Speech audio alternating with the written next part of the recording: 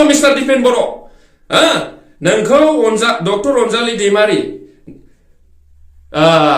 रन्जन दैमारिनि बिनानावा गले गले खावलाय हरदोंमोन। नोंसोरो इनडिएफबि खौ फोजोबस्रांबाय ना साख्रि इनडिएफबि फोरनो ना सुबिदा। जेब्ला बियो मास मोनसे जेलनिफ्राय गामियाव थाफैदों, नोंनि न'आ उदालगुरियावनो, उदालगुरिनिफ्राय रन्जन दैमारि थाग्रा जायगाया बेसे गोजान जायो? मानो खनसेबो नुजाहैयाखै नोङो? ओरैबादि नस्थ' खालामजोबबाय प्रमद बर' सारजों दिपेन बर' सारजों आबसु इनडिएफबि खौ। ओंखायनो आं मैखोम दुखु मोनो। What? आच्छा रायजोफोर, बे दिपेन बर' सारा अलरेडि इउपिपिएल निखा। बोरै प्रमद बर' सारा बिदि एखेबारे जयनिं लालायलायबावनांगौ जाखो? जुदि बियो इउपिपिएल नि मानसि नंखायामोनब्ला 2020 आव बिटिसि इलेक्शननि सिगां बियो उदालगुरिनि माइदांगुरि होननाय जायगायाव टाउनाव रुम भारा थायोमोन। भारातिया। बे उदालगुरिनि माइदांगुरि जायगानि रुम भारायाव बोरै इउपिपिएल नि नेताफ्रा, उदालगुरि डिस्ट्रिक्टनि इउपिपिएल नि वार्कारफोर, उदालगुरि ब्लकफोरनि आरोखि ना, प्राइमारिफोरनि इउपिपिएल नि नेता वार्कारफ्रा बे माइदांगुरिनि प्रमद बर'नि फंबाय ब्रादार ना बिदा, जिखुनु बिनि रुमाव बे इउपिपिएल नि मानसिफ्रा मा लायबाय थायोमोन? मा लायबाय थायोमोन? नै थांनाय बोसोराव उदालगुरि कलेज र'डआव गार्लस हस्टेलनि एसे साखाथियाव 3 थाला बिल्डिं लुफुंजोबबाय। आराम मोदोमफ्रु रायजो जाबाय। उदालगुरि कलेज र'डनि साखाथियाव 3 थाला बिल्डिं समायना रमायना दिपेन बर' सारा बबे थाखाजों लुखो? बिटिसि इलेक्शननि सिगां थांनाय बोसोराव बे उदालगुरि गासै हालामनि इउपिपिएल नि नेता कर्मीफ्रा दिपेन बर'नि न'आव मा बुस्थु लायबाय थायोमोन? बे इउपिपिएल निखा। माने बियो एखेबारे पियर इउपिपिएल का। एबसुनि president, that is just nominal, माने नमिनेल आरोखि बियो। एबसुनि प्रेसिडेन्टआ खिन्थु इउपिपिएल। प्रमद बर' सारा बे बिटिसि आव सासे मानसिखौल' फोथायो जाहैबाय गोरबोजों जिउजों, बेनो जाहैबाय मिस्टार दिपेन बर' सार। वाव बिदा फंबाय, अलरेडि बियो इउपिपिएल का। क्रर क्रर जिगाब बायदि मोनामग्लुंजोबबाय फैसायानो बेना, दिपेन बर' सारना। आयौ आयौ आयौ। आर्टिका कार गंसे दं, स्करपिअ कार गंसे दं, इन'भा कार गंसे दं। सासे मास्टारा 30 बोसोर 40 बोसोर साख्रि मावब्लाबो आर्टिका स्करपिअ बायनो हाया। हाया।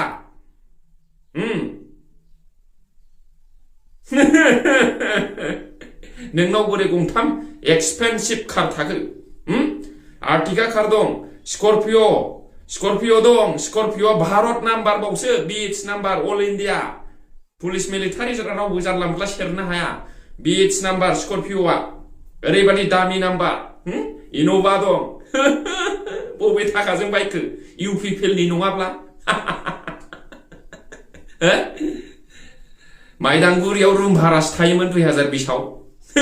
बिनि उनाव ओरै गामि ओरै मेनेज खालामदों सरखाराव फैनायखाय। दा नै हाखु दाखु इमारजेन्सि उदालगुरि कलेज र'डनि 3 थाला बिल्डिंखौ कमप्लिट खालामबाय। एसे बाखि दंबावो आरोखि। आं दाखालिसो नायना फैदों। उदालगुरियाव मासाव खननै थाङो आङो।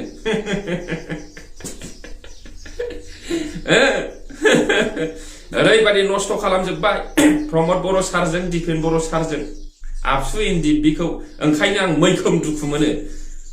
बिसोर सानैजों आङो माने कमप्रमाइज जानांगौनि खोथा गैला आरोखि। ओरैबादि नस्थ' खालामजोबबाय। मानो आइसि दोनखो खोरोमदाववारि आदाखौ? मा बुस्थु बेलाय आइसियालाय? आइसि होननायनि फुल फर्मआ मा जायो? ICखौ माबादि समाव दोनो अलरेडि दिपेन बर' सारा 5 yearsनि बारा 5 बोसोरनि बारा मावखाबाय प्रेसिडेन्ट सायख'नानै मोनाखिसै प्रेसिडेन्ट नायगिरनानै मोनाखिसै आबसुनि गेजेराव अल बड' स्टुडेन्टस इउनियन इमान गिदिर जोंनि हारियाबो आसाम बेंगल गलाघाट गहपुर धेमाजि सनितपुर बिश्वनाथ उदालगुरि चिरां बाक्सा आबसुनि प्रेसिडेन्ट खालामनो मानसिखौनो मोनाखिसै आइसिआवसो गायसनथ'बाय साबस्टिटिउट ना मा बुस्थु बेलाय एथ' गिदिर हारिनि सिनस्रि आबसु संगठन एखेबारे गोगोम गोहोगोरा बोरै आइसि दोनखो आइसिआथ' बे जेनेबा मा सोरबा प्रेसिडेन्टआ हठातनो थैदों बेयावसो आइसिखौ दोनथ'गोन ना सोरबा प्रेसिडेन्टआ हठात प्रब्लेम जाबाय देहायाव उइक जाबाय बेमारजों गोदोसोदों बिदि समाव आइसि प्रेसिडेन्ट आइसि खालामथ'जायो 6 बोसोर समय मोनबाय प्रेसिडेन्ट खालामनो रेडि गैया दाबो मा खालाम सानदों आबसुखौलाय मा खालाम सानदों What might be the reason behind that? Mr. Pramod Boro, Mr. Dipen Boro. What's going on in ABSU? IC नेमान नहीं जायो दोनथ'नाय बेनावथ' पावार गैजोबा दा बेखौ सोरबा सासेसो सालायगोन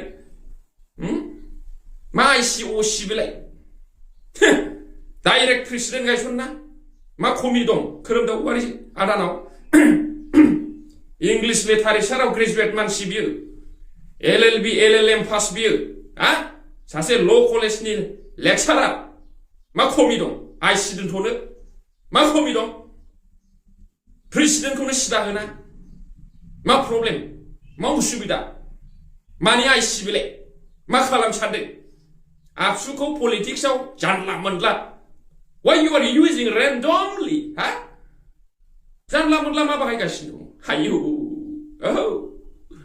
आंखौ रागा जोंनो हागौ इउपिपिएलनि सापर्टार आबसुनि वार्कारफ्रा मा बुस्थु बेलाय जों बुजिया जों रोङा मा खालाम सानदों थांनाय बोसोराव 2025आव आबसुनि कनफारेन्सआ सेन्ट्रेल आबसुनि कनफारेन्सआ जानुवारि फेब्रुवारिनि गेजेराव जाजोबनांगौ गोदो गायसनजेननायनिफ्रायनो थांनाय बोसोराव दतमायावहाय मार्चआवसो खालामहैबाय मानि पलिटिक्सजों बिदि लांबाय थानांगौ गावसोरहा बिटिआर रेकर्डनि दफाफोरखौ जेबो मावफुंजोबनो हायाखिसै नेयैनो माबा हरिनागुरिनि माबा एमसिएलएनि थाग्रा माबा ओरै फिसा फिसौ अपेनिं खालामब्ला जोब्बाय हास्लाबा माबा सेन्ट्रेल एबसुनि मामा एनुवेलि बोसोरारि जुथुम माखौसो फासयैनो हनै मार्चनि लास्ट उइकआवसो खालामहैदों अखाजों बांखाजों मा बुस्थु बेलाय आबसुआ नोंसिनि नामा नोंसोरथ' सासे नेतासो आबसुनि नोंसोरथ' सासे वार्कारसो आबसुआ नोंनि गोसोबादि सोलिजाग्रा बुस्थु नामा बे हारिनिसो सोरनिसलाय बे हारिनि सिनस्रि हारिनि मोनसे अर्गानाइजेसनसो बे आबसुआ प्रमद बर'नि दिपेन बर'नि अर्डारजों सोलिजोबनांगौ नामा सेन्ट्रेल आबसुनि इन्टेलेक्चुयेलफोर सेन्ट्रेल एबसुनि एक्जिकिउटिभ वार्कारफोर मा खालामनानै थादों दिनै गाबोनावलाय मा खालामनानै थादों बेफोरखौ एक्सन लानो एक्जिकिउटिभ मिटिंआव मा रायलायो दुखु फोरमायहरबाय आङो बिदि नङा आइसि होनायखौ आं दुखु मोनदों प्रेक्टिकेल बसुमतारिया आङो बारा रोङा बारा मिथिया होमबाबो जा मिथियो बुजिगौ जिनिसखौ मानि आइसि बेलाय मा खमि दं बेनावलाय खोरोमदाव वारिनाव प्रेसिडेन्ट दोनथाय जालायै मा खमि दं What's problem?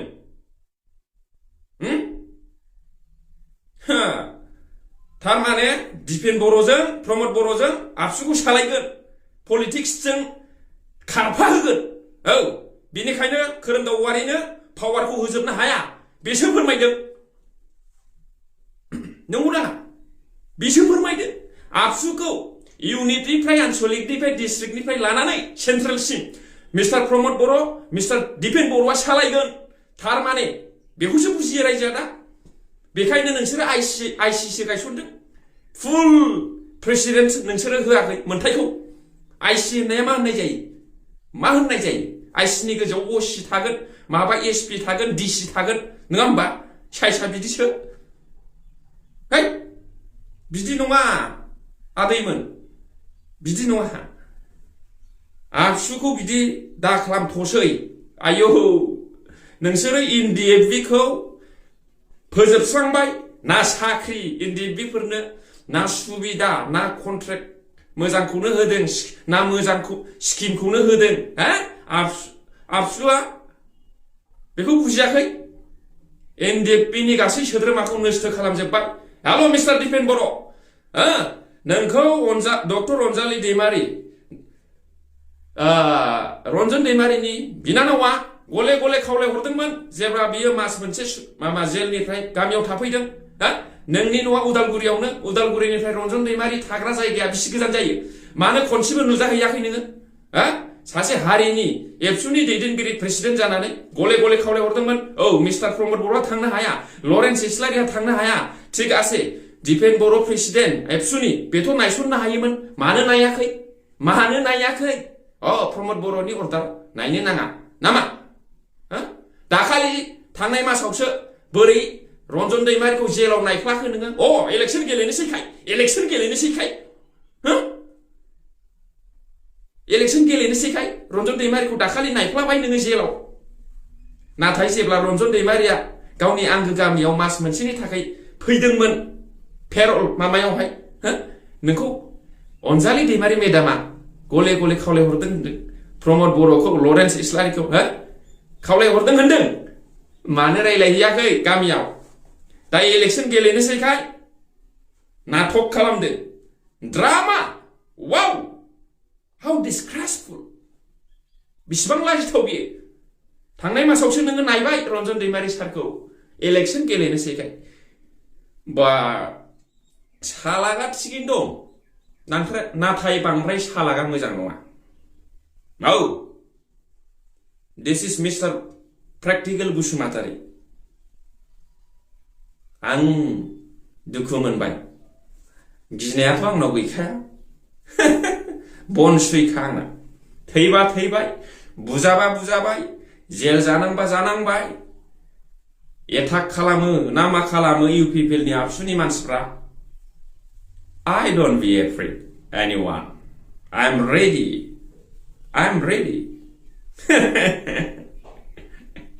मा खालामनो खालाम no problem okay खुलुमबाय बयखौबो गोजोन्थों